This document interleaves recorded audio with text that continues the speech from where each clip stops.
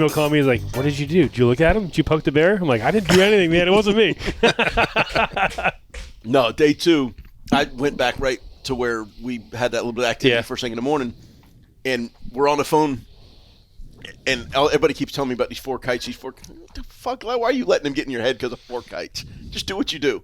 But we're on the phone, and he said, chatting, whatever. It's weird, no wind. And he goes from a normal conversation, he's screaming, "Get him in the air!" Like, oh, fuck. He's got a jumper. He's got a jumper. We're all fucked now, boys. It's a good way to get started. Yep, they work. That is for sure. Do your thing. It's so nice. It was do my thing. I was just letting you guys do your thing. So nice of everybody to join me here, right? So we've been trying to get a tournament talk episode going for a while now, and then for one reason or another, mostly my fault. You tried to die. I tried to die. I gave it my best attempt, but I'm glad that we haven't had one in a while, so we're kind of well overdue. I don't think we had one. Not this year. We had a preseason one. Yep. And Did we have a preseason one? We did have a preseason one, but that was like October. That was like mid football season. It was before the dust. That was the last one we had. So, but today we have a very special guest with us, the legendary, masterful, wonderful Captain John Louie Dudas. Thank you very much for joining us. These guys are about the same though, so I don't know about that. all that's the same.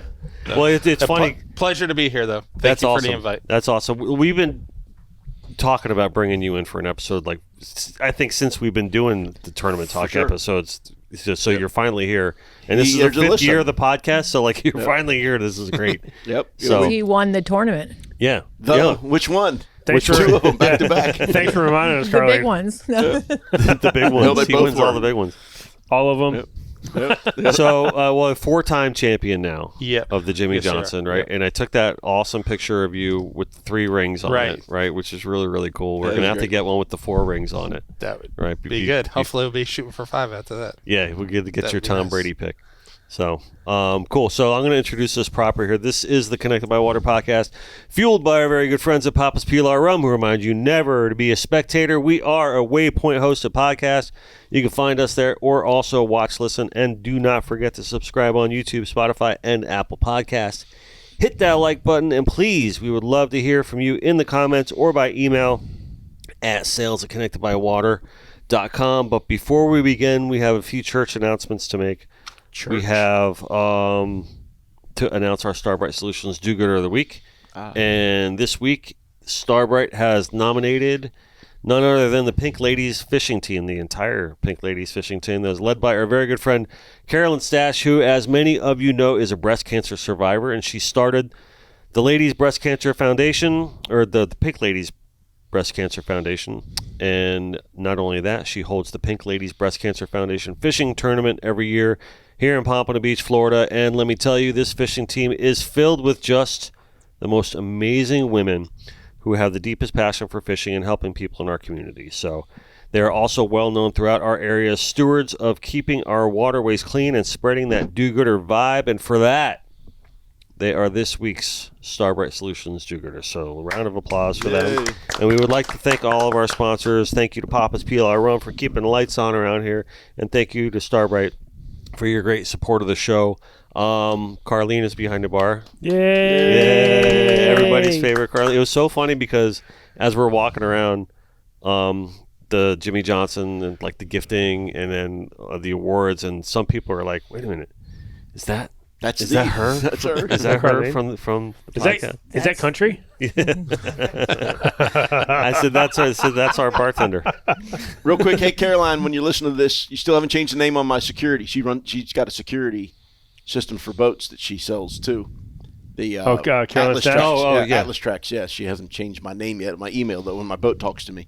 All right, well we'll get that rectified straight away. I could just call her, but if anyone needs a fighting chair, yeah, a rocket launcher, Teak table. all kinds of Teak stuff. chairs for your center consoles. Yep. Get in touch with Carlene. Call me. Right. I do want to put one small business focus that we wanted to mention this week. I specifically wanted to mention it on this episode because I know he idolizes all you guys as well as he should. Will Kelleher. started Slayer Racks, and he started that out of his garage during COVID. That was like his COVID project. He wanted to build himself a rack, and he's been an angler since the age of 7. He's been a tournament angler since the age of 11. Of course, he fishes on the Miss Michelle fishing team, and he decided to make a rack for himself during the pandemic. People saw them and wanted them. He started selling them. He wasn't really making a lot of money. He had to kind of learn his ropes on that. But to date, he's sold over 350 racks to his customers right now. Wow. So I want to put a spotlight on Will. He's a young gentleman. He's a great guy. And he's working really hard and following his dream doing this. And I just want to put a little spotlight on him and just congratulate him, because I like doing that. Like, people in our community that need to be paid attention to, and he's one of them. So. And these racks aren't for your boats; they're for your garages and offices. And they hold up to, I think he's at like 20 rods, 10, 20. You know, you got to look. They're all custom. They're all right? custom. They're really well built. We started talking to them that we might start wrapping some of them with our artwork on them, just to do some limited edition series and stuff like that. So, we want to help him out, and he's doing a great job. So, good job, Will.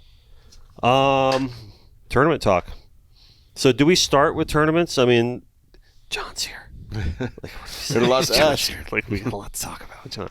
So, but since we haven't really had a tournament talk, we have to go you want to go way back to operation? We go long before way that. back before that to dust them off. I mean, how far back are we going to go? I think dust them off was right around the corner, at the right? start. You guys were doing that. Yeah. Our first one was the operation. Where We can do that. We can do that another time. Yeah, we can do that another time. But that's fine though. No, fuck that. We can do all that stuff. We can go back and do that stuff anytime. In fact, we got them here. I think we go more. You want to go way back? No, we don't. I think we cut all that shit off and go. We can do that at the end of the year if we want. Okay. All right, cool. Well, I mean, like way back, like tournaments, like years ago. Like, because I know you got that photographic memory, and yeah, I got a lot of memories of some. You know what I mean? Yeah. So I mean, listen, John's here. So, like, what do you want to talk about? He's here. He's here. Talk about fishing like normal. Right. Mm-hmm. So anyway, let's just talk about the Jimmy Johnson first, real quick, and get it kicked off that way. Okay. So we talked a little bit about this. You guys didn't talk together. You were like, no, screw that. Let's go back 2 weeks to the challenge. Go ahead. Because I got some very specific things. Because I made a really, really bad decision in that challenge, chasing the radio. Yeah, I'm sure you heard about that stuff that was going on down south. Yeah. You stayed where we were getting bites the day before. I did the same thing. And it didn't. Yep. Well, and the crazy thing was we had, at least from on my boat, we'd had 3 bites, saw one other, but it didn't start as hot as it did the day before, at least for me up there. Were you seeing fish on greater numbers, or you just stuck? I'm trying to remember now what we started with. We had some real good activity first thing in the morning. On day 2. And then it was such a long run to take a gamble. It seemed like fish were going to show back up again. Yep. And I was just scared to move around a lot. And that's sometimes when we do really bad, it seems like that's some of our downfalls. We wind up chasing things around, and it's like, these fish were here yesterday. We're still marking bait. Conditions there. Conditions were all the same. I did the same thing. And then there was boats that were clearing out of there and stuff and left it pretty much wide open. I was like, we're going to live and die by this. And I watched Andrew on a fish on catch some fish out there deeper on a deeper color edge. And I was like, we haven't been out there. And we talked to him on the phone, and he's very honest and open with everything. And I said, let me go out there and go give it a look. And we gave it a look, and it was just like, this doesn't seem like what we're doing all week. And I said, let me get back in there. We're going to live and die by this. And got back in there, made a drift, and caught a tuna, a bunch of bonitas, and didn't see anything. And Randy Yates had a couple bites. Said, we're going to go back up there and make a drift pretty much right where you were the first day, right in that same spot. Marking bait. And then I was just, we're marking so much bait. God, we have to get a bite. And all of a sudden they go right short, and then left short. And we had 6 fish on. 3 of them wound up to be bonitas, and 3 were sails. Wow. And we caught those, and then put them back out immediately, and then caught another one. And then it was pretty much right at the end of the tournament and that last afternoon flurry. Yeah. But a lot of it was trying to be patient and waiting it out, and it's like, how many fish are really being caught, and where is it going on, and what's happening in that area? A lot were being caught. Yeah, a lot were being caught. That's the hardest thing for me, is to remain patient when you know that. It's very hard. That's the hardest thing in this, is being patient and trying to stick to your game plan. Because sometimes it's better to take off and take that shot, and it's paid off. And, you know what I've noticed for me is chasing a radio bite has yet to pay off for me, but making a decision and making a long run or a move has paid off repeatedly.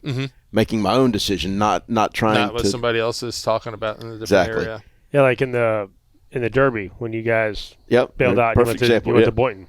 Yep, right. Perfect example. And it's countless times where you just kind of play history back through your head or whatever. But that challenge eats me alive because I knew better. I just knew better. And then I literally pulled up to where I got to and I said, oh, shit. Whereas, like you're saying, in that Derby, I got there and pulled up and said, oh, great decision. I knew within seconds I'd made a horrible call and we'd just thrown it away. And whatever, we still managed to catch a few, but I feel like if I'd stayed up there, it would have panned out. Quite likely, for sure. Or at least I could have given you a run for your money, maybe, and gotten in your way a little bit. It was nice to let us have it, so it was good. It was good. The bite seemed super hot, like right around that time. Yeah, that was amazing fishing. That so it must have been tough, like trying to pick, like where do I go to maximize this, right? Yep. I mean, because there were good boats around us though too that weren't really doing a lot either. Right? Yeah, I talked to a handful of boats that were literally right in the stretch that didn't catch a fish all day. Wasn't happening. Yeah, and that's the interesting thing, and we've all been there where you made the right decision, you're in the right place, you're doing what has always worked in the past, and you just can't get bit, which those guys are going through. Where it wasn't that case for us on that weekend. We were there and we were getting bit, and that was the thing. You get that rhythm, you get whatever it is that you get figured out to get you bites in an area. And again, I left it, and clearly his IQ is much higher than mine. He managed to. At that time it wasn't, but it changes greatly at times. Yeah. And it's one thing just knowing that all your stuff is right too. You're making the best presentation you can, and with us, with putting bait away and storing bait and making sure we have good quality stuff that's out there. It's like we're not looking at a bait that's saying, "Geez, I wish our bait was better." This stuff's good, and just being a good team with people that are high quality that are fishing with us, and everybody knows that it could happen in seconds. And it was like we're down in that. The Sailfish Challenge. It was 4 fish to pull ahead, or 3 fish to pull ahead right at the end. And it's, guys, let's pick it up. We have half an hour. Let's make a move. And I know Alex was saying to us, we're going to do it. Get ready. Get ready. There you go. A friend of mine was up in the tower with me, Topher, and he was like, no big deal. We're going to catch him right now. Oh, Topher was with you on that one? He rode along the last day, yes. Nice. Yeah. And he goes, it's going to happen. Dude. And all of a sudden, it's like, here they are. And he says, Steve, why are you so stressed? And it was like, yeah. It's like, it's nice when it comes together. I got a question for you, because I know you've charter fished a bunch in your past. Right. There's been the occasion where your bait charter fishing isn't as good as you would ever have in a tournament, where maybe you even got us on a rash or something on a few of them. Retreads, whatever you got. Just trying to get by because you've been going so hard, and they get chewed alive. Yeah. So how much of it, and how we all work so hard to make sure our bait is, pristine for the terms and everything. How much of the bait being that pristine is just getting the crew's mind and your mind knowing that you got a shot? Because we've had some of our most epic days with terrible bait. Yeah, I know. It's hard to figure sometimes. Yeah. But in the long run, is having quality stuff and way to people, or you have quality people there that are always working hard and they don't quit. And the last tournament that Jimmy Johnson got at the last 3 hours, we went through so much bait and it was constantly getting cut off, and the guys never stopped. They never complained. Lines were going out and there was no stop and going. And all of a sudden, boom, got a sailfish on. And it's like, then it pays off. And that was one thing my father always taught me when I was growing up and fishing with him, is like, you never know when that opportunity is going to present itself. And if you don't have anything in the water, you just missed it. And that could have been the epic thing. And all of a sudden, a flatline bite, and you pull ahead of it, and all of a sudden 5 or 6 fish show up off of that. And if you weren't ready and that bait wasn't in that position at that time, it could happen so quick and could end so quick. That's why I tell my guys nonstop. I said, bites make bites, guys. Just keep it in the water. Keep it rolling, right. I don't want to assume that everybody listening or watching this show knows necessarily your complete history. So you bring up like fishing with your father and stuff like that. So if we could do a little bit of a background on you, John, just, specifically since this is also tournament talk, maybe even some of your tournament history. Take us through a little bit of the beginning on your coming up days and where this really brought you like full circle on all of it. Back when I was growing up and going to high school, my father was a school teacher at the time, and he built his own boat in his backyard at that time, and it was on the water. Right now it's called Deering Bay Back then it was Kings Bay. My grandmother said it was in a swamp because there was nobody living there. It was right on the water. Now the price is unbelievable. And built the boat. It was a 37-foot Enterprise. Swung it over the house with a crane, put it in the water. He ran that boat on charters, and we fun fished with the family all the time until he went out of school teaching. He just went into fishing full time. Then ran a charter boat out of Key Biscayne, Florida, for the rest of the period of time. And I worked with him on weekends and fished with him as much as I could. My brother also, Brett, who runs a boat called The Warbird, and they just won the Reef Cup. They just won the Reef Cup, yeah. So Brett and I were all involved with my dad all the time. In the summers, we were always in the Bahamas. We spend a lot of time at Bimini as family vacations and whatever we can catch and we could do stuff with in the Bahamas, we would get rid of, and that would pay for our trip to be over there for the summer. And then my dad and I also ran a boat called the L&H, and it was with our uncle, and we did a lot of traveling with that boat. We sail fished a lot. We went up north, tuna fished, marlin fished, and complete turnaround. Once that was over with that boat, we bought our own boat. It was a 46 Hatteras, the L&H out of Key Biscayne that Jimmy David runs now. What was the original L&H? The original L&H was a Monterey, a 54-foot Monterey, then a 61 Garlington. Oh, Jesus. Yeah. Phenomenal boats. Yes. And then after that, we ran the charter business for a long time out of there until I had kids and I was married at the time, and my daughters, it was a lot to spend time with them and then plus charter fish every day. It was very, very hard. And I was lucky enough to work with a real good friend of mine on a boat called the Wound Up. And more or less wherever we traveled, the kids were always invited. It was one big family. And we tournament fished on that. We were very successful with that boat. And that was a 57-foot Spencer. And then from then on, What years was the Wound Up? That was mid-90s? Mid-90s, yeah. That's about the time that I started. It was early 2000s, too. Was it? Because you were in the Wound Up when we had that. Yeah, it was like 10 years that was with Warren. So he talks about, it's one of my attributes is I remember everything. And one of the coolest insanity, it was that insane bite in the sailfish, it was the Mayor's Cup, when it went nuts down there between Triumph and Fowey. Right.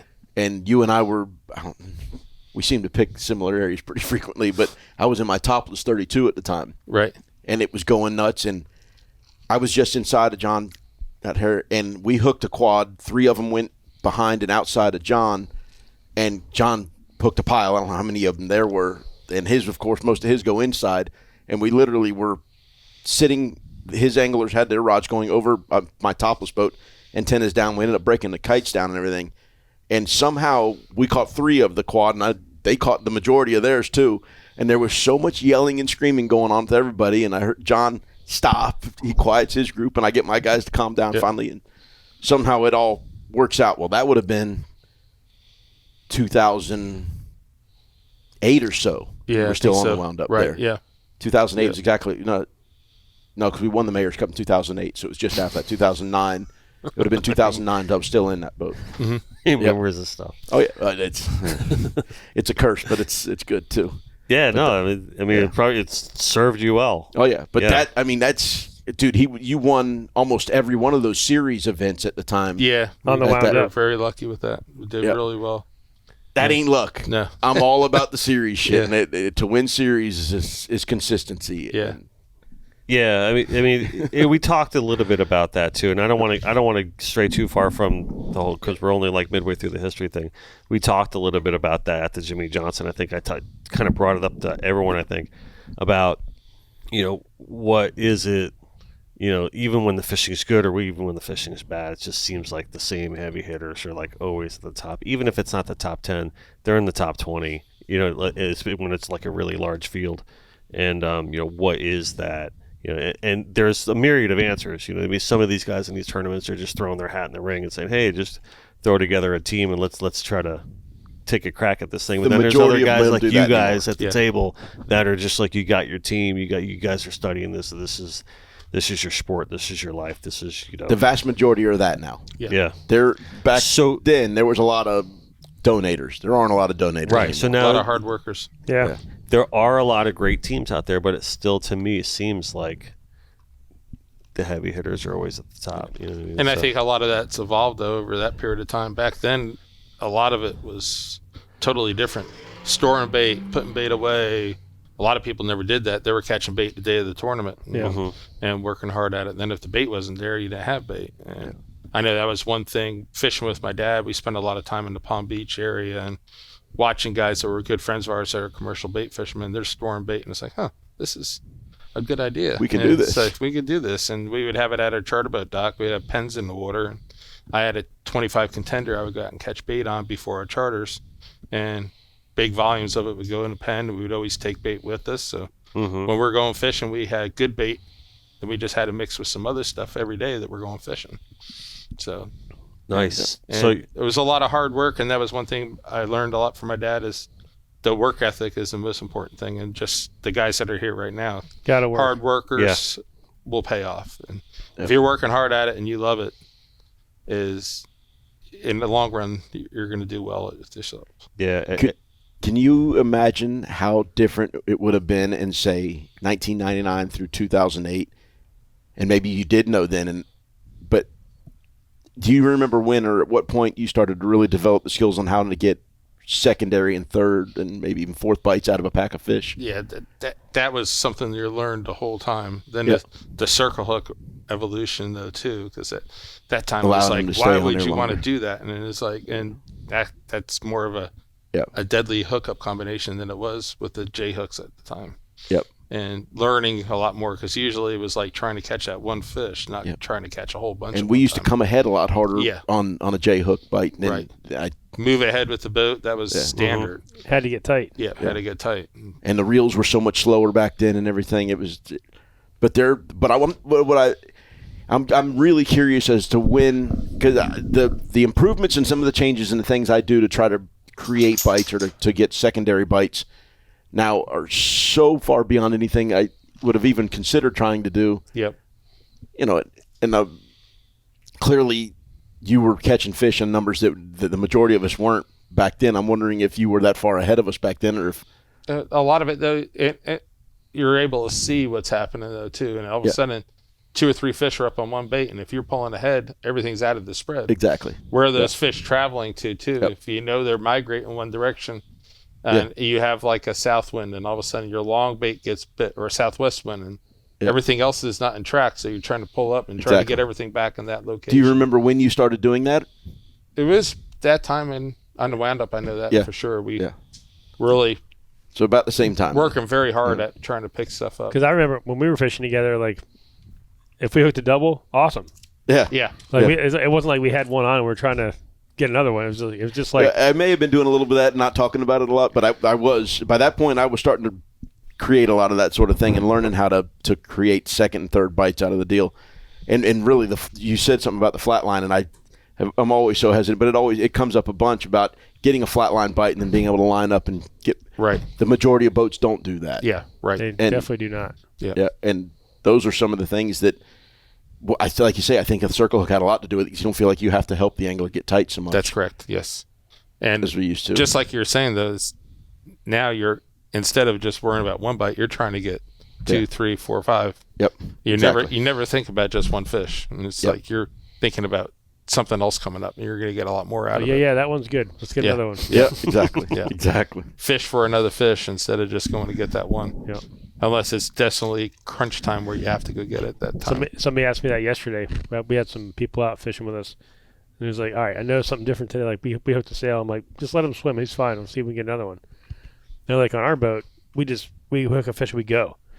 I'm like, it depends on the conditions. You know, if you're tied for the lead, that's right. You go get that fish as fast as you can get him, you know? Right. If you're 3 fish behind, that fish means nothing for the most part. Right. You're waiting for something else to happen. Mm-hmm. It's funny. I try so hard not to pay attention to that stuff that I remember the first time it ever happened was Victor Jensen was still alive, and I was running Robbie's boat, and he hooks a fish on the right middle, and he starts yelling up, "Hey, this thing's important. We got it." And I'm still maneuvering, trying. We got to go get this thing. It would put us in first place for the day. I don't know. I'm doing what I'm doing here. I'm trying to get another bite. The goal here is to catch as many of these damn things as we can. Right. So, an aspect of tournament fishing that probably should be paid a little more attention to is knowing where you are. But at the same time, chasing the radio and chasing that hurts. It hurts a little bit sometimes. That hurts me more than anything. Listen though, but like let's play. You're in a golf tournament. Same thing, right? Like, do you want to know like where you're at? Me personally, no. Or do you want to just sit there and say, I know I'm having a great day or I'm having a great tournament, and do I just keep my focus on how I'm striking the ball?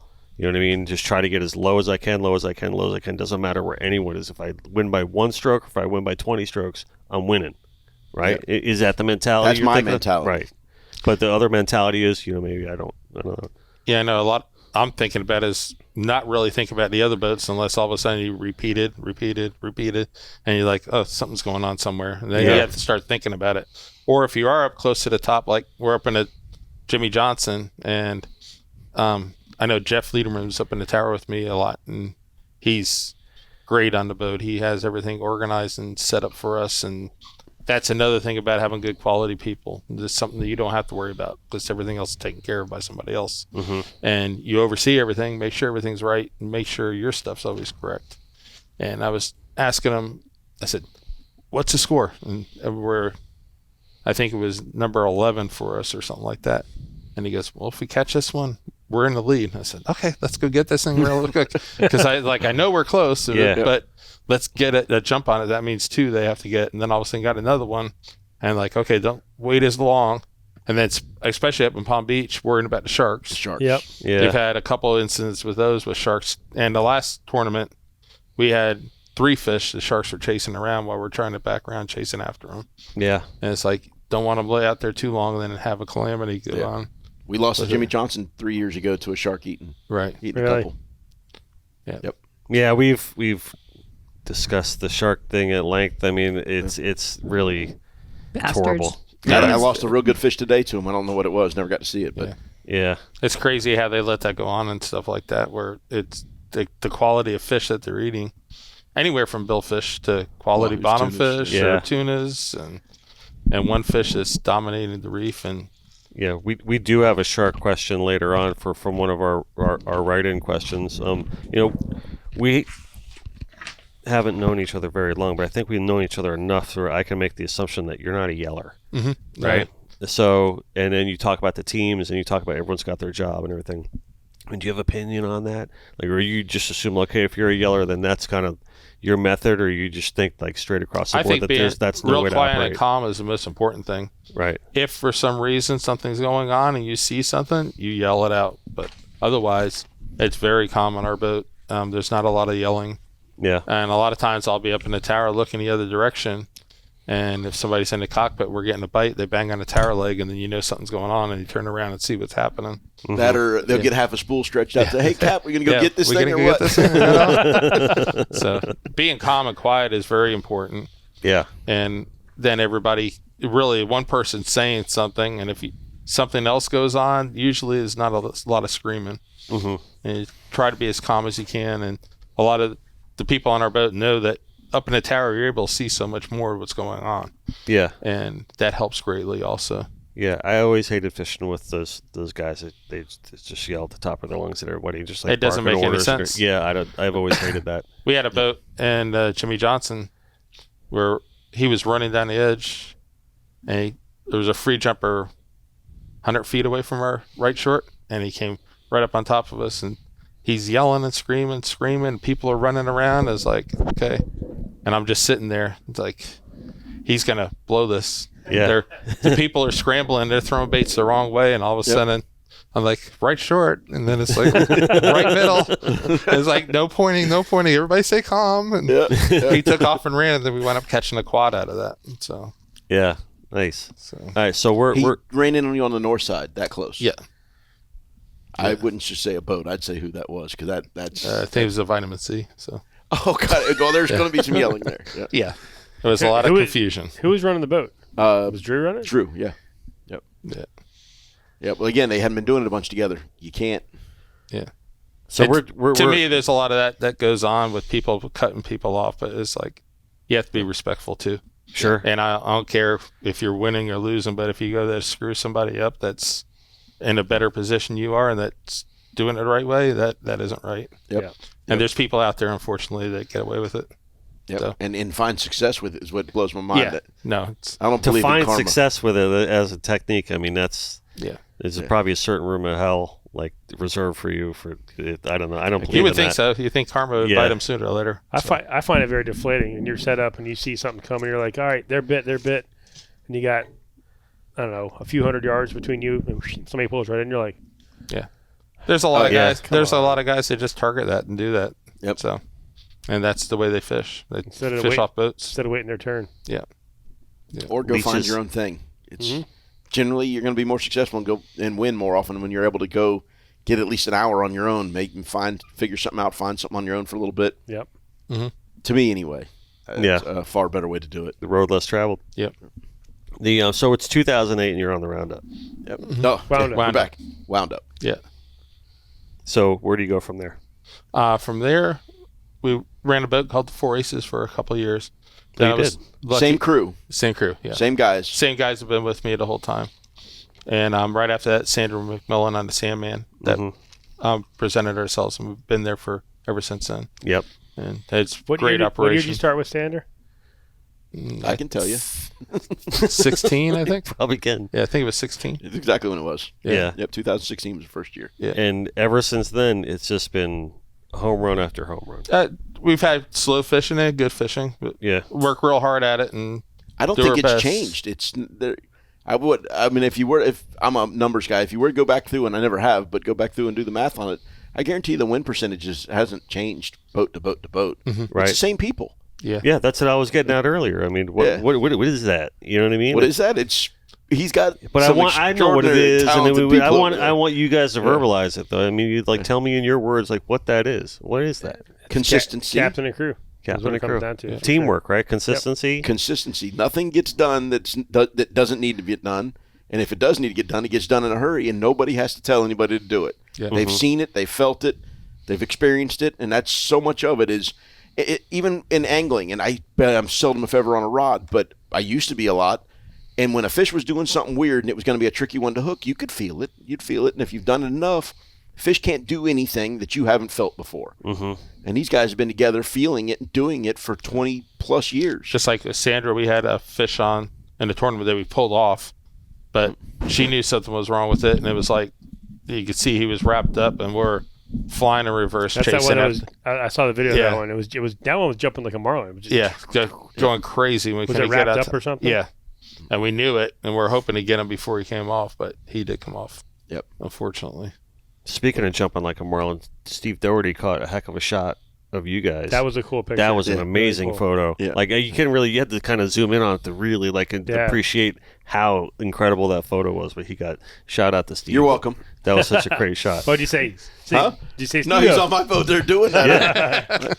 But All right. when you blow it up, you can see like the guys they took the kite rod up to the bow. They're fishing the bow kite up there. It's like a giant center console. You know? Yeah, it was amazing. That's a big center console.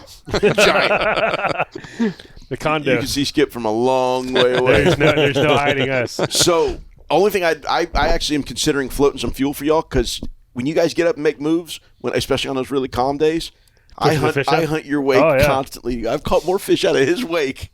Get him a tail on. They jump. Jumping and tailing. Yeah, it's crazy. They love that shit. Just keep steaming up and down the line. I normally drive looking back. So we have a contest going on right now, right? That we teased before this episode, that people can win a hand-painted bottle of Papa's Pilar rum, right? And you guys already signed the bottle. I still got to paint the sailfish on the thing, and we're going to give that away to the winner of one of these questions that I'm about to ask, right? So I'm going to go ahead and ask these questions before it's too late in the episode. I'm doing the episode because a lot of times these questions spawn some great conversations. So the first one is going to be from our good friend Le Chef Jim Ruback. All right. Le Chef. Yep. Yeah, damn it. We could use some of that right now. Yeah. Where you Yeah. at, Jimmy? I can go for some barbecue. Jim was in the Bahamas this week, so he didn't have time to cook any ribs for us this episode. So he says, back in the day, we used to transfer baits boat to boat by using a garbage bag with some water and air tied off and allowed to drift away so the other boat could retrieve it. without coming in contact with the other vessel. On a recent trip to Costa Rica, after running out of beer, we went stern to stern with skipper on Carolina Gentleman to get reinforcements. What and how have you transferred from boat to boat to avoid breaking contact rules? That's his question. Contact rules? Right. I guess what SK tournaments say you're not allowed to touch boat to boat, but I don't think that rule exists in any of the other events around here. No. I mean, we've blown up helium balloons for people and passed them across and stuff like that. Yeah. All right. Yeah, we've done the same thing with other people before. Helium balloons. Tie a balloon and just tie a sinker into some line out, throw it to them, and let them pull it in, kind of thing. Fun fishing and stuff like that. We've given bait to people before, and in a 5-gallon bucket with some holes in it. Drop it in the water, let them pick it up. Yep. All right. People. Swim. Exactly. Kid, you got to go home. I'm staying. Go. Cool. All right. Thanks, Jim, for that question. And the next one comes from Corey Black. And there is always the saying that the captain is only as good as the mate and vice versa. I also believe a tournament team is only as good as the weakest link. Y'all have figured out a way to stay atop boat and keep a successful team year after year. Lives change all the time because of the unforeseeable situations, and guys and gals have to step away from fishing. What's the secret or a program to use to overcome these adversities and keep a strong core of people and stay competitive as a team? More or less, as they're people that work with you, but they're more or less friends, and just everybody's being open, and they do the best they can to make sure that they know your schedule ahead of time, and everybody's not able to fish with us all the time, but during the tournament time they have it blocked out.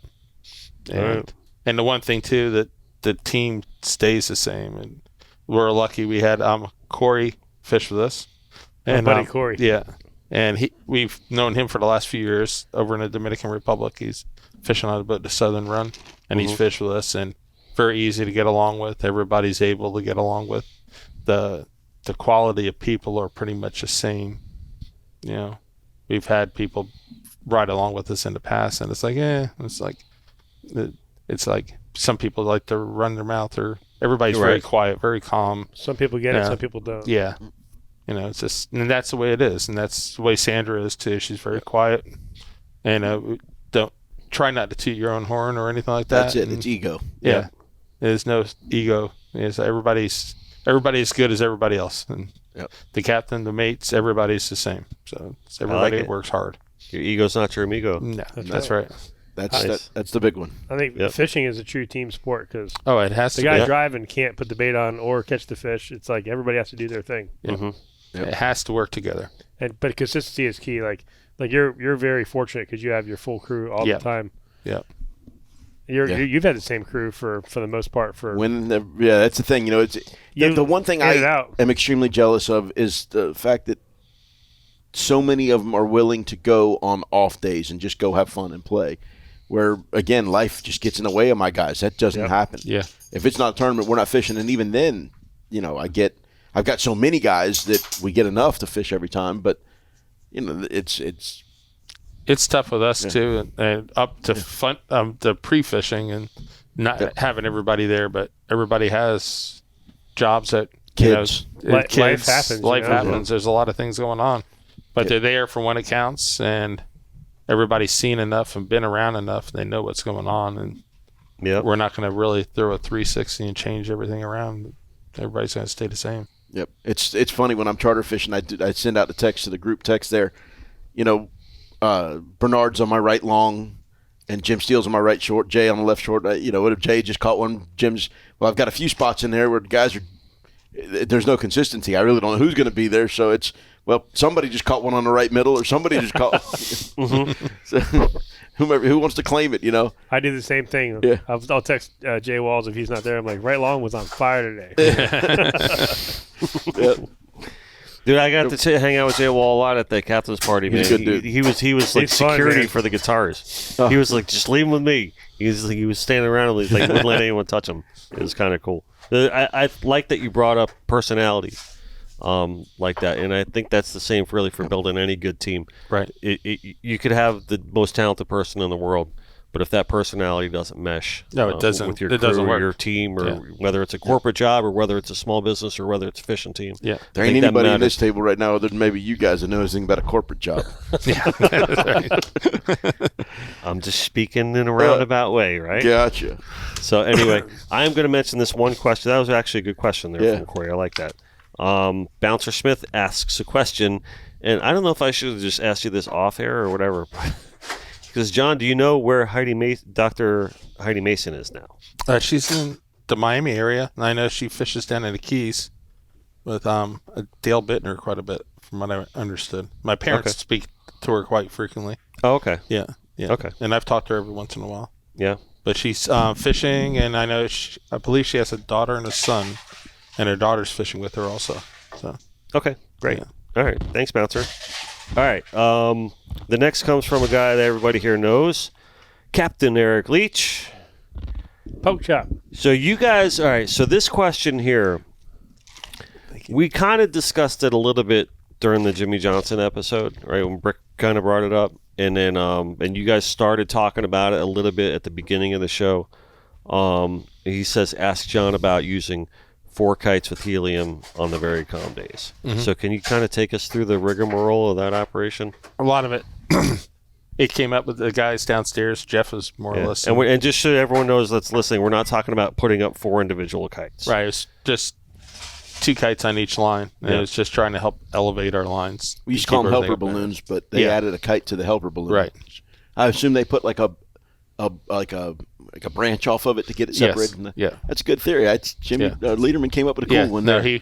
And that's one thing. Dommy Adams is my full-time mate on the boat, and he calls him NASA. He goes, very intelligent. He's always thinking. And Jeff is always thinking of something to make it better, and comes up with some great ideas. And innovations are hard now because we've been doing it so long to make major changes. And he does a lot of that with a lot of his stuff that's out there. Yep. A lot of his dredge work and stuff is interesting. I've been looking at very interesting. Yeah. And you're starting to see it a lot more too, especially in the Pacific. I don't know if I know he spends some time out there, but I'm seeing a lot of the guys out there doing a lot of his dredge ideas over there. No, he's always thinking, and that's one thing too. It's like everybody's always trying to think of a better way to be successful. Exactly. There's so much out that's all the same. And that's how Curtis is with us. It's changed so much. Doing this, trying this, do this. Sometimes I'm like, just leave it alone, and then we'll get a fish on it. I'm like, all right. Yeah, and that's my whole. Yeah, back a long time ago though too, when things were first starting, there was only a few people that were really good at different things, and now innovation of videos and seminars and people learning, and now everybody's really into it. I know my father started with the Bob Lewis kites and was really the first one to fly 2 kites with multi-baits off the kites. And I remember being a little kid and fishing with them with all kinds of problems. Kites falling in the water and trying to figure this out and trying to figure that out and trying to make it successful. And at that time, he would do seminars at fishing clubs and everything, and people would start to catch on. And he was always trying to make things better for other people, and very smart about everything he did and got things going. Yeah, that's one topic that we always bring up on the show a lot, is just the evolution of kite fishing and just when it all began and how it all began, and it's really great. Because I just think, to me, it's always so fascinating that like all that happened down here in South Florida. And I know some people are like, oh, it came from Japan at first and like whatever. Polynesian islands. Whatever. Banana leaves and spider webs. Yeah, and it's just like, I think really if you look at the way it was harnessed here. High tech. And perfected and everything. Yeah, yes. And it's just an amazing thing. And I mean, are there, other places in the world that are really that deep into kite fishing as we are? Kite fishing? No, but I mean, I don't know where the dredge fishing thing started, but the guys in the Carolinas certainly tweaked the hell out of that. Right. And you know, the way the swimming ballyhoo has changed through the years, from the split bill to the now the ringer swivels and the easy swivels and everything, which I'm still a floss guy. Yeah. But it's you only need one time to have one of the. I had a ringer one time on a pitch, on a heavy ringer on a mackerel pitch on the marlin, and the mackerel hit the water and the rubber O-ring split. And he you said, watch "Thank Marlon you." eat the thing. And Thank you. so floss doesn't fail for me. Nice. All right. So are there any other like innovations that you guys would like, and that thing you were talking about, to go back to what Eric was talking about with the 4 kites?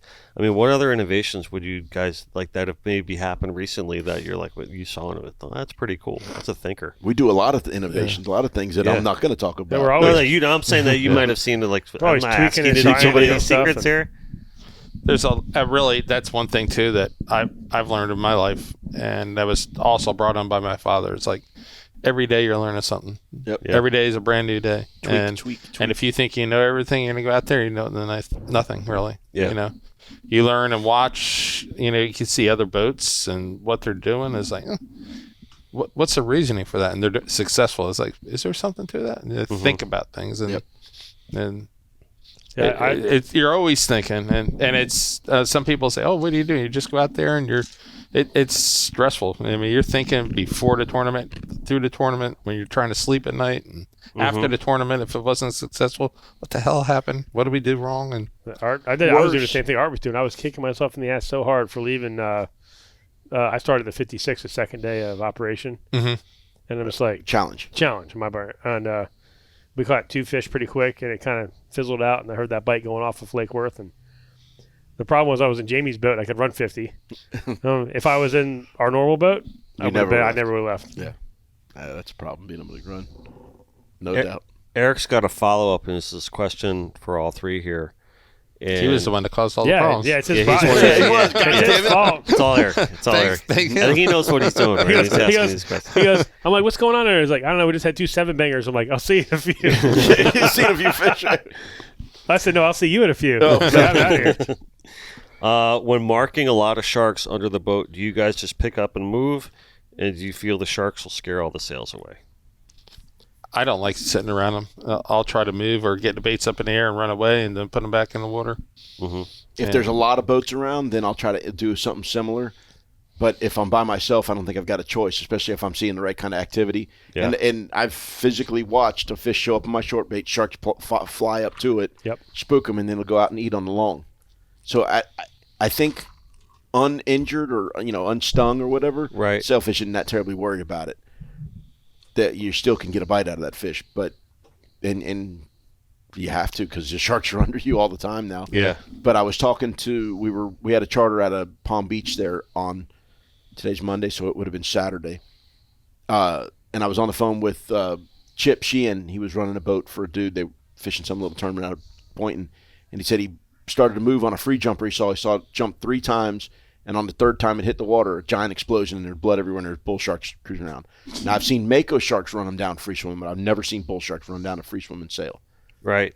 So they're pack hunting them. Yeah. Yeah. So, the packs, when they do get them, it's a fury. Everybody's on them. It's just that one. Yep. Oh, yeah. And he's gone in a heartbeat. Yep. So, our bite, we had at the 25 yesterday up there off Highland, and fish came up with a left middle, boiled on the bait, ate it, started moving off, and immediately a sandbar came up and either tried to eat him or eat the bait that he spit out. Immediate. Wow. Sandbar. Yeah. I mean, the sails are so fast, though, man. It makes sense with the mako. The bull shark would be a tough one for that thing to track down. Yep. I get to watch that one time on it was a meat tournament, rodeo in 2008. We fishing off the breakers when we had the boundaries on it. And we had a pretty decent king bite going there, and then inevitably a pack of sails shows up, tries to eat every bait, and we're lifting baits out of the way. And the damnedest thing, a fish is sitting there finning around like, where did it go? And this giant boil, and the fish goes greyhounding by us, and literally you see the fear in the sailfish's eye, and they were everywhere. I mean, it looked like mullet showering. There were sails just, and school bus sized boil. We didn't see the shark when it actually made the boil. I said to the guys, that had to be a mako. What else is doing that? And they didn't actually successfully catch one. Well, 5 minutes later, 500-pound mako swims right up the chum, staring at us. Come on. Yeah. So that's the only time. And that was pre-shark insanity even then. Right. We never thought of working with my father when I was a lot younger. We had a sailfish, and we had him on the leader. Everybody's looking at him. We're taking pictures. We're getting ready to cut him off. All of a sudden, the mako slid underneath the boat, skyrocketed, cut him right in half. right behind the boat. It's like, oh. And that was back when people were jumping in the water, trying to video them in the water while they're fighting them. It's like, you guys crazy. It's like, you don't know what's out there and how quick those things move. No doubt. To attack. We've seen them with swordfish. Especially now, I wouldn't jump in the water. We've seen them swordfish floating on the surface where they've attacked a surface swim of swordfish. Eat the tail off of them and they're just out there floating around. How quick does that happen? Yeah, no doubt. Yeah. But how rare was that then? That was a really cool experience back then. It's never happened. Yeah. Never happened back then. The first time I ever remember seeing a sailfish get bit was you guys in fishing 4 Aces. Yeah. You came up and ate it right behind was that, 10 years 2014. ago? 14? Yeah. We're trying to get another bite in the tournament. It was like, okay, he's coming right in. Don't worry. And it's like, we still have, lines out. Let's go get him. And all of a sudden, boom. Wow. Yeah. Right behind the back of the boat, he eats it. It's like, no. Literally, I remember seeing the video. It was just getting ready to grab the leader, and you see, boy. Yep. He eats it. Yep. Heartbreaker. Oh. Yep. And that one mattered, too. That was for the day. Yep. Heartbreaker. All right, Eric. That's enough questions from you. So, all right, next one here is from Sean Pack, and he has 2 questions here. A, after setting up your first drift on a tournament morning, what constitutes a move the fastest for you and why? Water temperature, clarity, color, radio chatter, etc. That goddamn radio. Yeah? If I ever do that again. Definitely not the radio, though I did it this year.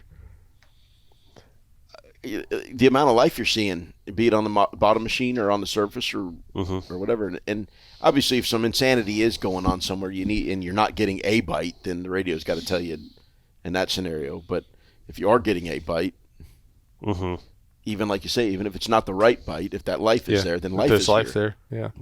Do you think they're being completely honest with you guys on the radio all the time? Well, they're calling in fish. On the fish tournament. Okay, I was just thinking. No, I trust very few people. Yeah.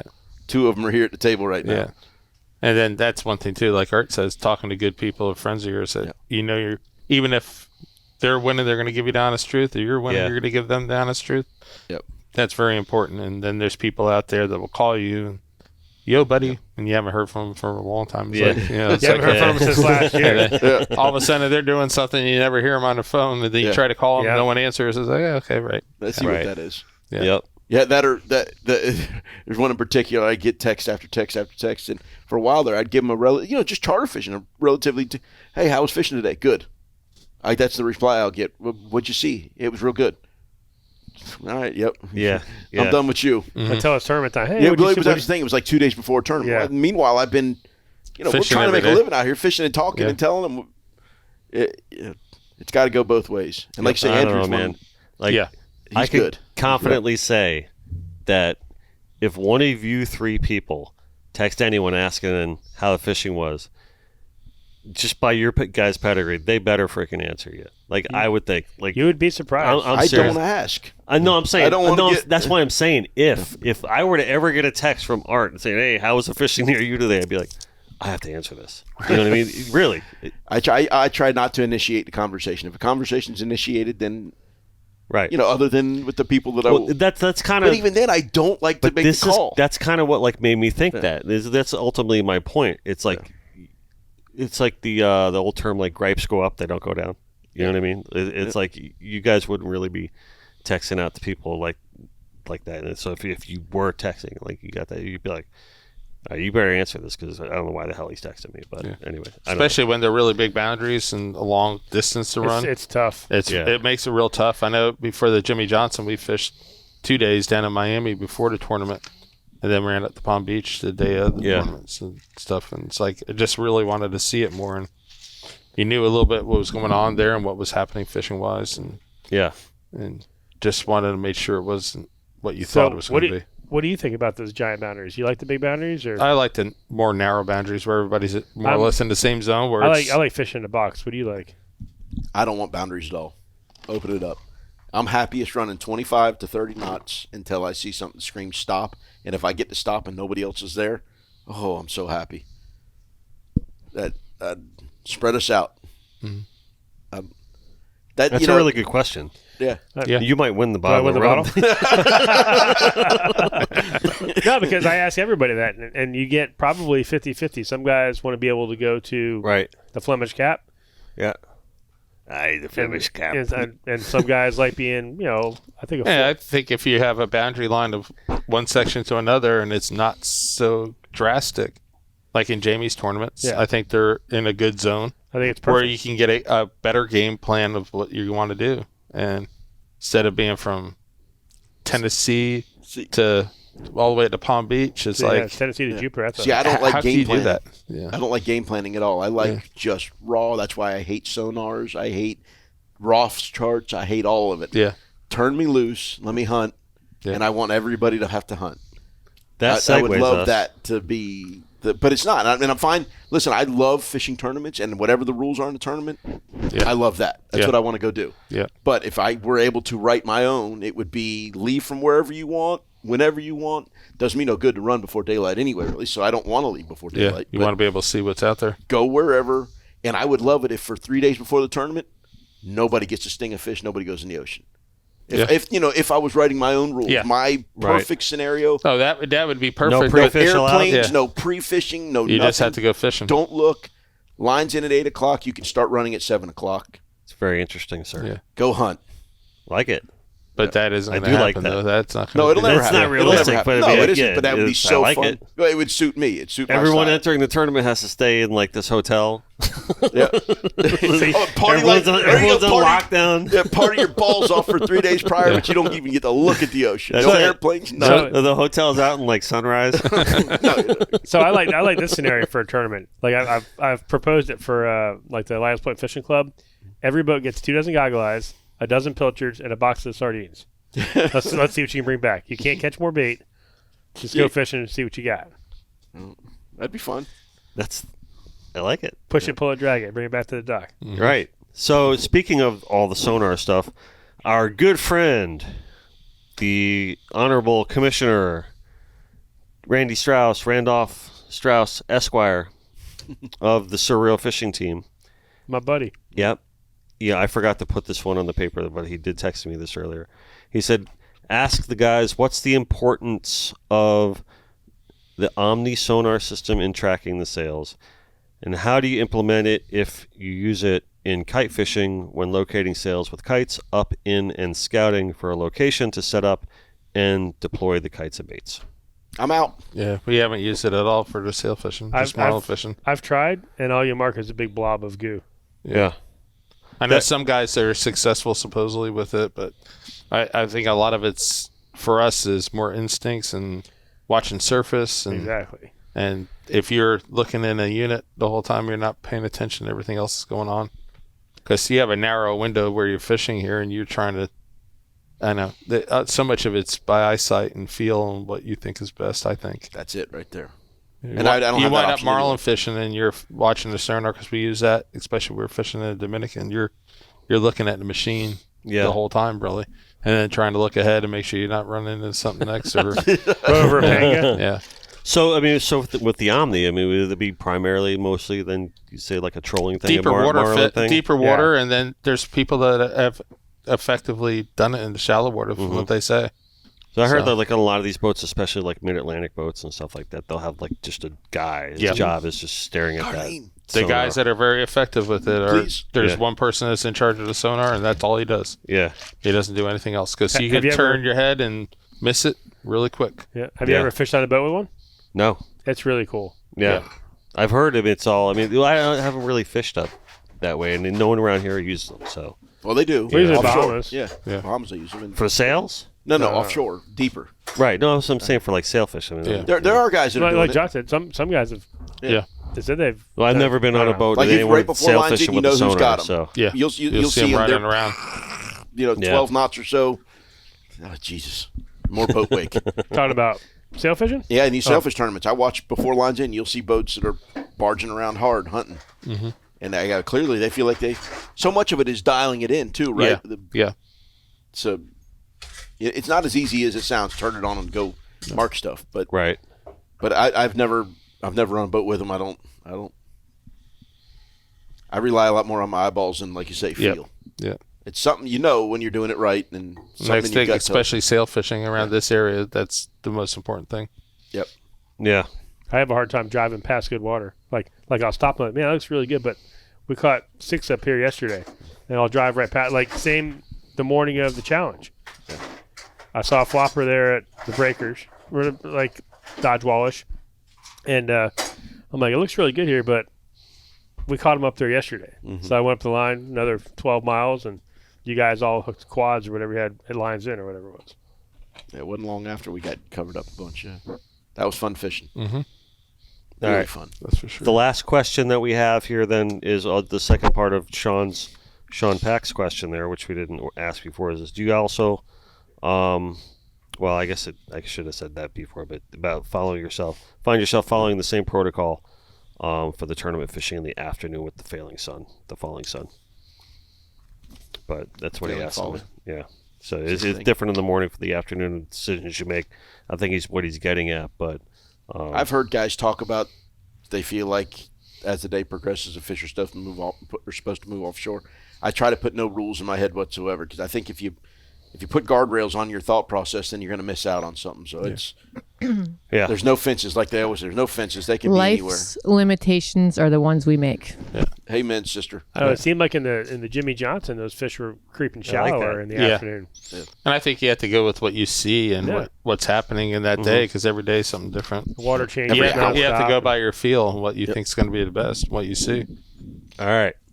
Thank you, gentlemen. I think it is time to pick a winner of the hand-painted bottle of Papa's Pilar rum signed by our captains, and we have Jim Ruback's garbage bag question. Skip had the best question. What time do I pick my bottle of rum at? He did. I'll have a different bottle of rum. I'll paint it. I'm just messing with Oh it. shit! Sorry, I didn't have my tingum down. Skip had the best question. I was drinking rum. My apologies. It's I heard okay. You don't ever have to apologize for drinking the sweet nectar of Papa's Pilar rum. Jim Ruback's garbage bag question. Corey Black had that question. I think Corey had a really good question. And Eric Leach had some fun questions. Sean did. Bouncer asked about Dr. Mason. I think Corey Black. I like Corey's question too. Would you agree with that, sir? Yep. All right. Then Corey Black, you are the Good for you, winner Corey. of the hand-painted bottle of Papa's Pilar rum. Congratulations, Corey. We'll be in touch. So, Yay for Corey. Yep. Interesting stuff. So, that sonar thing. No, I have zero experience with seeing the sonar. I mean, I've seen them, like, just from going up to the Atlantic City tournaments and the tournaments up there. You know, I'm like, oh, okay, cool. That's your operation with the big TV there and everything. And it's, Marlon Darlin, what was his name? Chris Collin. showed me some of the most amazing videos. Yeah. He was pretty early on really learning how to dial it in. I learned a lot from Chris. Yeah. A real good friend of ours that passed away. Yep. I mean, very smart, very Phenomenal fisherman. very good fisherman. Yeah, we were in Walker's Key together there, side by side at the docks, and he showed me a video, literally marking. Yep, there's 3 on the sonar, on the Omni sonar, and then 3 on the traditional sonar as he's running them over, and he literally pans around behind him, and there's 1 on each teaser and 1 eating a rigger bait. Mm-hmm. Crazy. Yeah, and now he might have been one of the best. Yeah, or especially early on. He really picked out. Yeah, but him and his mate Shay that's running the boat now, both of them work very hard at it. Yeah. Very, very good fishermen. Yeah, also innovators in yes. it. Mm-hmm. They had a good season this year too. Yeah. Yeah.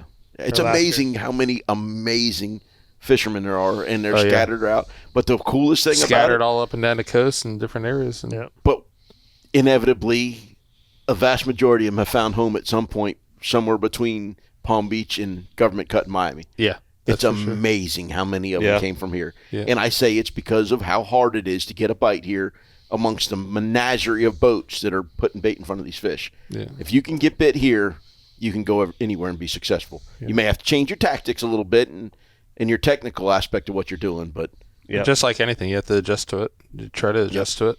But if you can figure out a way to get a bait in front of a fish here and get it to bite, you can do it anywhere. You know, and it's interesting you can go anywhere in the world to like the greatest fishing destinations. You've done Tropic Star, or, Costa Rica, Los Sueños. It doesn't matter wherever you go. Like all the best locations, you're going to find someone from here there. Somebody winning a tournament. Yeah, from here. someone here like doing it great down there. Mm-hmm. That's for sure. Speaking of that too, like growing up, like who were a lot of the guys that you looked up to for inspiration and guidance and clearly his dad. Yeah, my dad, and back in the day at Pier 5, Buddy Carey was like a legendary fisherman down here. Could catch anything and everything. My dad, we spent a lot of time in the Bahamas. Jimmy Albury, Bob Smith. Here, Eddie Herbert, Jamie Hutchison, Pete Albertus were real good mentors of mine. Mm-hmm. I was able to grow up around a fishing community where there was a marina right on the other side of where our house was, and my mom worked at the marina office, and I knew all the captains, and I would go just to ride along with them. And you don't see any of that anymore. It's like just going with people and helping them clean their boat or whatever they needed to do, or help them go get bait, and just learning from them. I don't think kids want to do that anymore. They want to get paid if they're going to. Yeah, they all want. Or they want to go straight to the chair. They want to get paid, and they want to. They don't want to work. They just want to go troll planters. Right. Yeah. Down in the Keys, and Alex Adler, he's like a phenomenal fisherman. Just learning from those people. We used to go to the Bahamas, and he would be over there with his father at the same time, and had the same style of boat that we had, and just being around those people and just watching and learning from all those people. Yeah. And it's always learning. Doesn't matter where you're at. You're always learning something. Is the Albury from the boat builders over there? No. It was an American, but that lived in the Bahamas and Bimini back at that time. Yeah. But he was a pioneer of the blue marlin fishing over there at that time. And it was like you would go over there and it was like, oh my God, look at that guy. Look at that guy. And it was like you were seeing royalty. I remember they came over to my mom and dad's house, and they were sitting around telling stories, and Bob Smith was a Bahamian from Bimini. And Albury and him were both telling stories. My mom made me go to sleep. My dad got home. He goes, "Why did you let him go to sleep? He should stay up and listen." Learn. Just all the stories, and it was just crazy. Yeah. It was a beautiful lifestyle to look him up with, and that's something I don't think you'll ever see again, the lifestyle, the way everything's changed in the world. It's funny how much of a community you grew up in, a fishing community, and then it was very much the same, it sounds like, up in this area. Fort Lauderdale? No. Yeah. You didn't tell anybody what you caught. There were no pictures. There was no discussion. It was so secretive and so quiet. And I mean, I was around people that knew how to fish. And the dude that owned Carl's Bait and Tackle, Billy Curtis, was the fishiest sumbitch there ever was. There was no technical aspect to anything that dude did. He simply stuck something that swam on a hook, put it in water, and caught something every time he tried. It was insane. So I never was around any of that kind of. I'm jealous as hell to hear about it. Like any kind of mentorship type stuff? No, it was my dad and it was Billy Curtis. And, and then from there, and I think it kind of worked out for me, especially in the meat fishing stuff, because we took, when I got started doing the tournament thing, especially, everything we did was so totally opposed to what everybody else was doing that I think that's why a lot of it worked. So two very different routes to trying to get to the same place, and that community that is so evident and was so evident when I moved to Pompano Beach in 2000. That, sit down and drink a rum and have these conversations. Moving in right across the street from Jamie Bunn's parents, and Tim Maddock was over there all the time, and this John Boy and then John Bassett, whom we're all very fortunate that John Bassett doesn't fish tournaments. That's a great family right there. Yeah, because that's the fishiest sumbitch that ever walked the planet. But I'm jealous as hell to hear about. It was happening in Miami too. That shit didn't go down in Lauderdale. Yeah, there was no community. I know. Growing up too, there was a tournament back in those days, the Met tournament. Yeah. The Met. And lucky enough to win junior master angler. My brother was also. Yep. And to see the different styles of fishing and learning off of that. And Jeff Lederman's father, Carl Lederman, really took me under his wing too, and drove me to Key West to go fish with friends with his. Barry Evans was one of the guys down in Key West, and then plus fishing with Carl and just learning from fly fishing and everything else. Bill Curtis and Frank Aristo, I was able to fish with them and learn more about that stuff also. My brother and I had a skiff, and we had bonefish and permit fish. And just to see the vast differences of fishing and learning from, luckily, really quality people was really neat. That's another thing just about South Florida in general. I'm glad you're bringing up like that genre of fishing too, because we're just such like the perfect mix of a place for everything, every different kind of fishing. And the different species. Here. Paradise. I had a group on the boat today from New York. Well, what are we going to try to catch? And you're in South Florida. We're going to go what eats. Well, what might I eat? and I start running a list of 20 different species of stuff, and we might see all that. And by our fourth or fifth species, they're like, holy shit, there's a lot of stuff down here. Yeah. And, again, one of our species was a really good one, and I'm pretty sure I saw stripes, and the sharks got it. But it was either a really big king or a really big wahoo Really? the bastards got today. So we are so fortunate to get to develop our skills here. Yeah. You bring up the Met, too. We just had Pat Ford on a couple episodes ago. And Pat's been on the show before, and he's really, really great dude. But obviously super connected with all that stuff with the Met and all the big tarpon tournaments down there in the Keys. Right. And, that was such a legendary thing, the Met. It was such a legendary reputation, aspect of all that type of fishing down there, even to the point where, we would have guys on here just talking about it all the time, like Carl Anderson. Yeah. A real good friend of mine, John Still, he won the Master Angler, and really I learned a ton from him. He just passed away.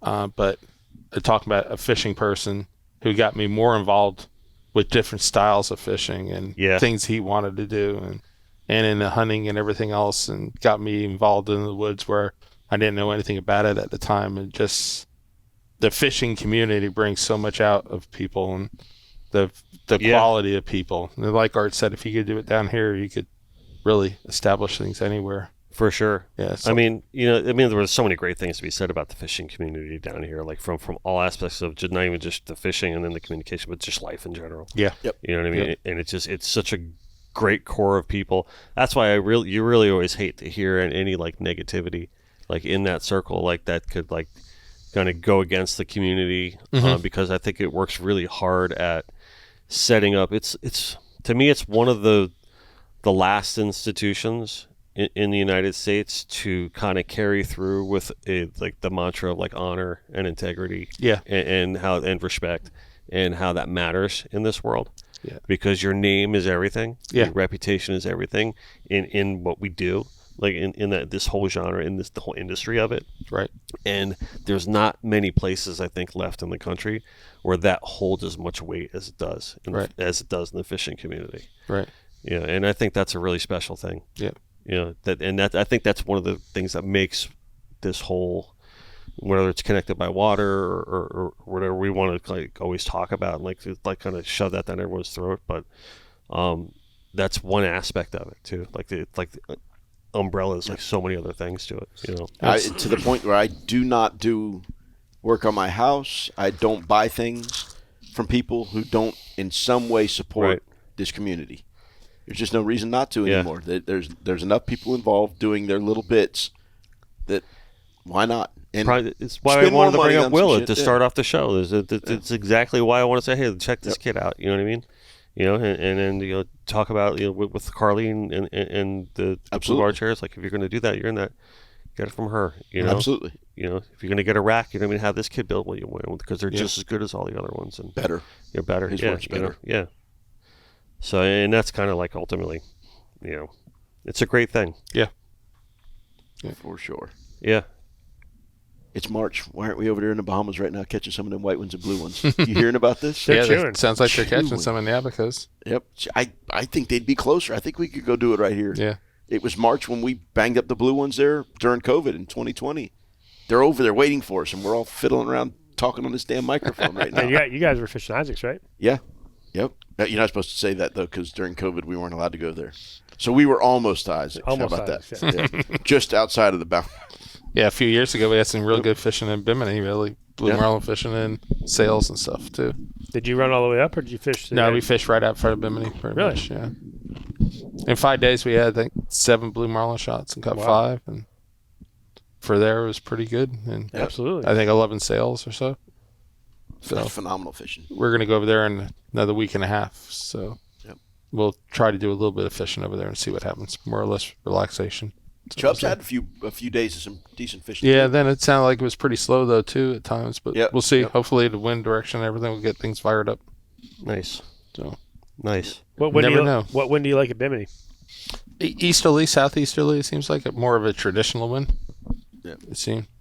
Yeah, it seems like Chubb all of it. That's up there on the north end. I like wahoo fishing, especially anything west of due north for the wahoo fishing. But then slick ass calm is awfully fun up there too. Yeah. The visibility's so good. Mm-hmm. Nice. You gonna head over to the Bahamas this summer? We got a few trips booked. Yeah. Yep. Nice. Yep, we catch them if we do well enough on the tunas. I get to go blue marlin fishing the next day. There you go. That's the deal. Always. Yep. Nice. Catch them enough tunas, we get to go play for the fun stuff after that. As long as the sharks don't screw us up too bad. Yeah. Well, let's hope and pray. Yeah. That's all you can do about this point. About Yep. that. That's for sure. So. Yep. Nobody's fixing it. Well, gentlemen, this Mark, has been Mark the Shark's working on fixing it now. Out here, yeah, Mark's in Pompano now. I love it, man. Yeah.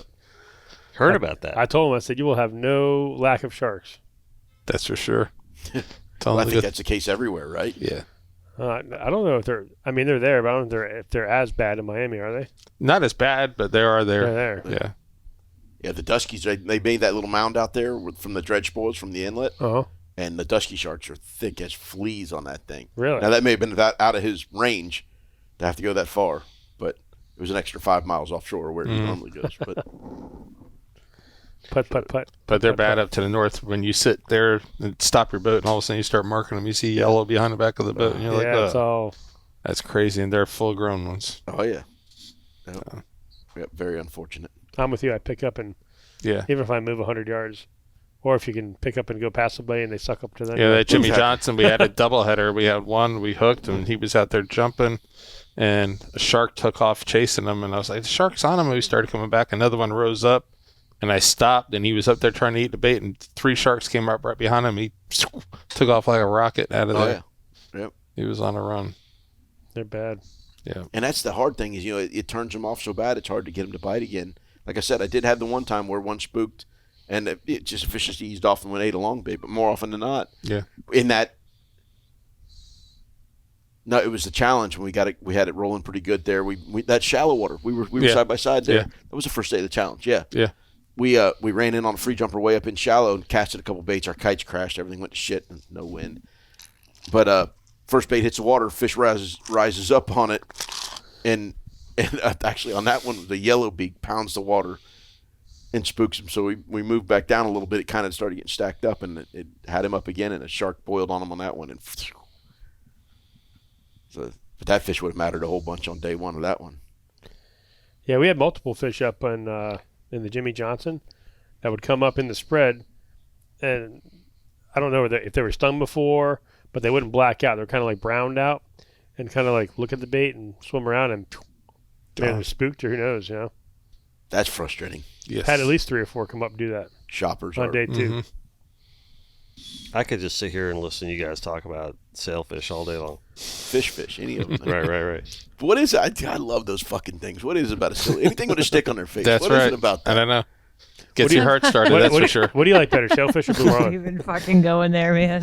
When, I'm when not they're even biting, going there. it doesn't matter really Yeah. when they're biting. Yeah, whatever's biting. Blue marlin fishing is exciting, but the sail fishing is just as exciting when they're biting.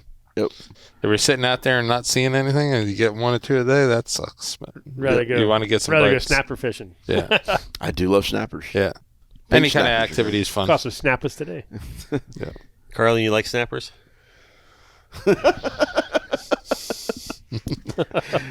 Well, Listen to how calm she is today. She's been so tame. After today and what I did, It must be 'cause I'm because filling John's out here. an application for this overhauling for my 66 Galaxy because all the cars I saw today, I'm like, I gotta just take my car in and redo it for me. Sorry, I was looking at What had cars happened all day. was Yeah. The No idea what motorhead you're side of talking me's about. John, coming back. she's totally Right. she's I'm definitely totally more paying vocal. attention She over saw here. a bunch of classic cars where she was today. This dude had a killer collection. She's got Fucking all amazing. 66 Galaxies, so now And it's she's like sitting trying there to- with like kid she wants to strollers in rebuild front her of it. car Now I'm now. like, let me just throw an application to overhauling. Yeah. I don't ask for much.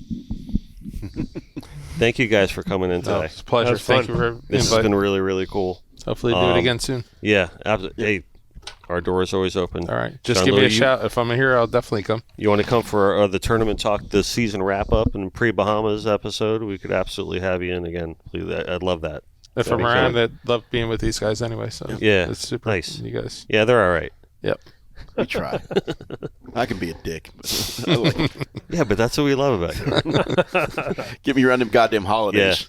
So cool. Well, listen, special thanks to Papa's Pilar Rum for providing the libations this evening. Special thank you to Starbright Solutions for everything you do to support this show. right? I want to give a shout out once again to Corey Black for your great question that won your bottle. We'll be in touch. Sorry, Carlene, Corey. thank you. Skip's question was better, but That he was a doesn't get the really good bottle. question about the boundaries. But I ask everybody that. yeah, Most guys like being in a smaller box, but hey, here's what it is. Hey, Carlene, that was supposed to be you. Totally come on, country. all right, cool. Well, your ego is not your amigo. All right, always Do do not your get best. high on your own supply. And at the end of the day, just let God do the rest, and do not ever forget that no matter where we are, no matter what we're doing. Thank you, captains. Be present. We are all connected by water. Yes, sir. Thank you. Right on. Right on. See ya.